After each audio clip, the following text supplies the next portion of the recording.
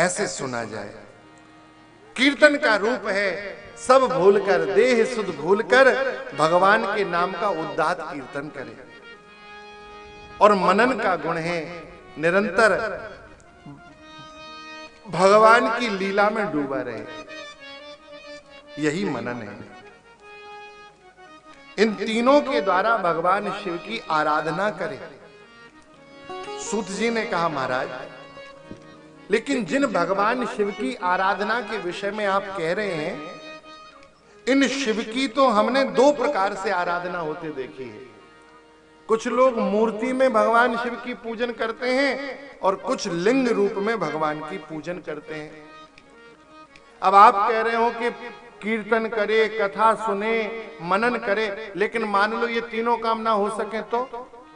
अब कोई बहरा होगा कैसे कथा सुनेगा बताइए?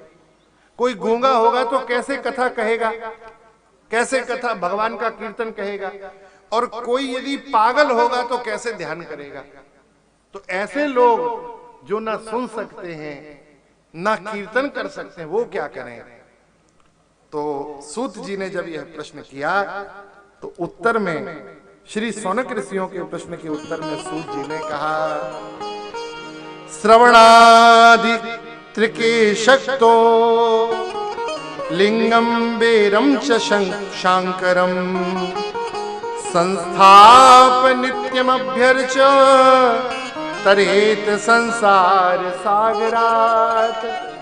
जो कथा ना सुन सके, कीर्तन ना कर सके, भगवान का ध्यान ना कर सके, तो बोले एक काम करो, भगवान शिव की प्राण प्रतिष्ठा करा लो। शिव जी की प्राण प्रतिष्ठा कराओ, क्या होगा? कहा उस प्राण प्रतिष्ठा से भगवान से रीझ जाएंगे। किस रूप में कराएं? शास्त्रों में शिव जी के दो रूप हैं। देखो, दो ही देवता हैं जो दो रूपों में पूजते हैं, साकार भी और निराकार भी। भगवान का साकार विग्रह भी पूजित होता है। आप पीछे दर्शन करेंगे, जो हल्की छवि है उसमें भगवान के नेत्र भी दिख रहे हैं, भगवान के श्री अंग में हाथ भी दिख रहा है, अमृत का कलश भगवान लिए हैं। ये छवि पीछे आपको दिख रही हो, ये भगवान का साकार रूप है। और जो भगवान का शिवलिंग है, ये भगवान का निराकार रूप है। तो हरि और हर केवल दो ही देवता हैं जो निराकार भी हैं। भगवान हरि भी निराकार है, भगवान हरि साकार भी हैं। कस्तूरी तिलकम ललाट पटले वक्षस्थले कौस्तुभम नासाग्रे वरमुक्तिकम करतले वेणु करे कंकणम सर्वांगे हरिचंदनम सुललितम कंठे च मुक्तावली गोपस्त्री परिवेष्टितो विजयते गोपाल चूड़ामणि। भगवान श्री हरि साकार भी हैं और निराकार रूप में श्री हरि शालिग्राम भगवान, ये निराकार रूप है श्री हरि का।